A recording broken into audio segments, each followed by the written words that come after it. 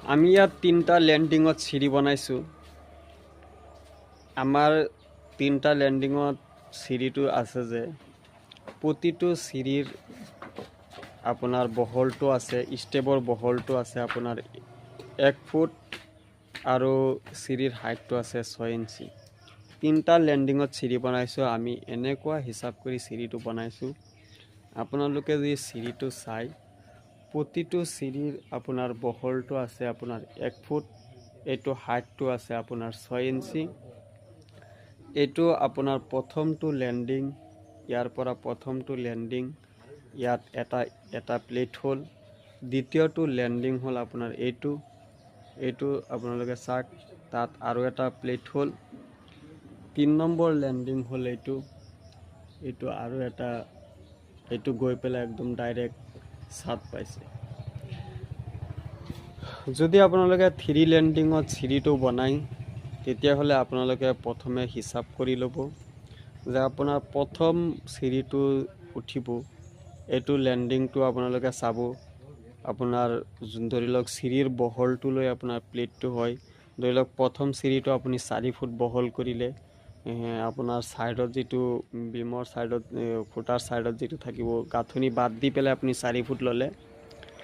ধৰি লওক ৱাল গাঁথাৰ পিছত যদি আপোনালোকে 4 ফুট পূৰা ঠিক থাকে, তেতিয়াহ'লে আপুনি ওপৰৰ যিটো প্লেটটো বনাব সেইটো 4 ফুটেই বনাব। যদি আপোনাৰ চিৰিৰ বহলটো যদি আপুনি 5 ফুট লয়, তেতিয়াহ'লে ওপৰৰ যিটো প্লেটটো থাকিব এইটো 5 ফুট ল'ব। যদি ৱাল মাৰি পেলাই আপুনি 4.5 ফুট লয়, 4.5 ফুট ল'ব। মানে চিৰি যিমান বহল থাকিব, প্লেটটো সিমানেই ৰাখিব। এতিয়া কথাটো হ'ল, আপোনালোকে 3 লেণ্ডিঙৰ চিৰি যদি আপোনালোকে বনায়, তেতিয়াহ'লে আপোনালোকে হিচাপ কৰিব 3টা লেণ্ডিং মিলাই পেলাই আপোনাৰ চিৰিৰ 22টা হৈছেনে নাই। যদি আপোনাৰ 22টা চিৰি, 3টা লেণ্ডিঙত আপোনাৰ 22টা চিৰি নহয়, তেতিয়াহ'লে কিন্তু আপোনাৰ প্ৰব্লেম হ'ব।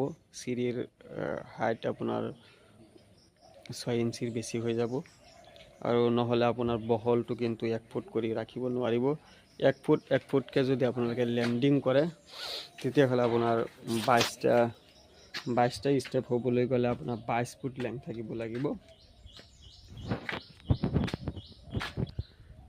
আৰু এটা কথা, আপোনালোকে চিৰিৰ ধৰি লওক লেংথটো 8 ফুট আছে। যদি প্লেটটো ফাৰ্ষ্টতে আপোনালোকে যিটো চিৰি আপোনালোকে ফাৰ্ষ্ট প্লেটত গৈ চুলুপিং হৈ উঠিব, সেইটো চিৰি যদি আপোনালোকে ফাৰ্ষ্টতে আপোনালোকে 4 ফুট লৈ লয়, পিছত যেতিয়া আপোনালোকে এটা